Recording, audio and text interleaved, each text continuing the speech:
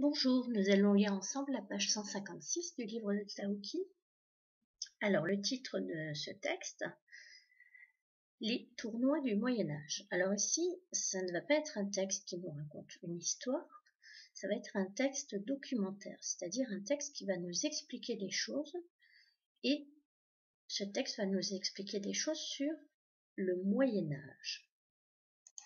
Pour que vous compreniez mieux ce qu'est le Moyen-Âge, il faut savoir que l'histoire de l'humanité est divisée en 5 grandes parties. Alors ici, nous avons devant les yeux ce qu'on appelle une frise chronologique.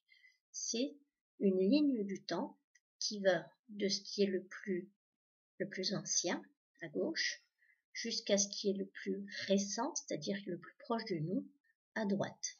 Donc nous avons 5 grandes périodes dans l'histoire. Donc la préhistoire, avec les hommes des cavernes, qui fabriquaient leurs outils et qui chassaient, qui pêchaient. Nous avons une deuxième période qu'on appelle l'Antiquité. Vous avez peut-être déjà entendu parler des Romains et des Gaulois. C'est cette période-là.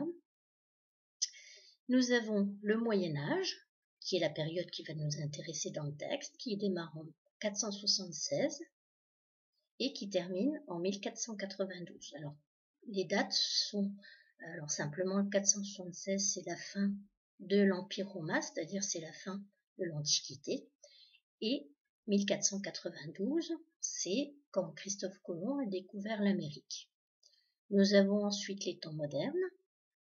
Donc c'est la période, par exemple, des grands rois, de Louis XIV, etc. Et donc cette période-là va jusqu'à la Révolution française en 1789. Et à partir de 1789, c'est notre époque, qu'on appelle aussi époque contemporaine, donc c'est l'époque dans laquelle nous vivons. Et donc cette période n'est toujours pas finie, donc elle continue encore aujourd'hui en 2020. Donc la période qui nous intéresse dans le texte, c'est le Moyen-Âge, avec les chevaliers, les châteaux et les joutes.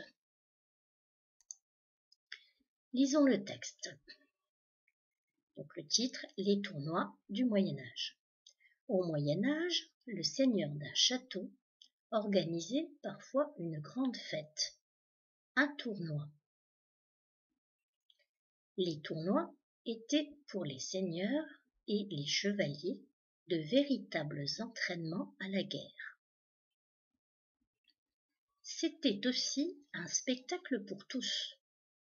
Le tournoi se déroulait entre les chevaliers les plus courageux de la région. Ils arrivaient de toute la contrée avec leurs armoiries sur les boucliers et montés de robustes chevaux appelés destriers. Le tournoi avait lieu à l'extérieur du château car il demandait beaucoup de place.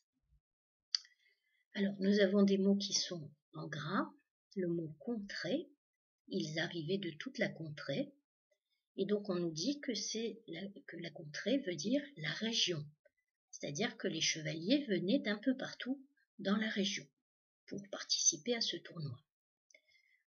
On vous parle aussi des armoiries. Alors, on vous explique que les armoiries sont des dessins qui représentent une famille. Donc les chevaliers appartenaient à de grandes familles nobles, et donc chaque famille avait des armoiries, c'est-à-dire des dessins qui les représentaient. Donc ça permettait à tout le monde de savoir à quelle famille appartenait le chevalier en question. Alors souvent c'était des animaux, ça pouvait être aussi certains objets comme des épées ou d'autres objets. Et donc grâce à ces armoiries, on pouvait savoir d'où venait le chevalier et de quelle famille surtout. Et nous avons le mot robuste. Donc robuste, on vous dit que ça veut dire solide.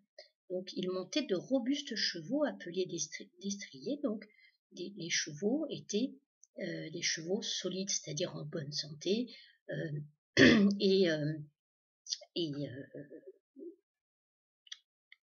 formés pour se battre. Voilà. Et donc ces chevaux, on les appelait des destriers. Donc ce mot important, donc c'est le nom du cheval du cheval du chevalier. Voilà.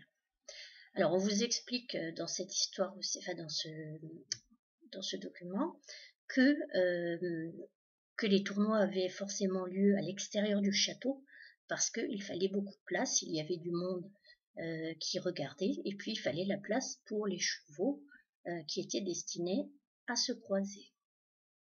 Voilà pour cette page.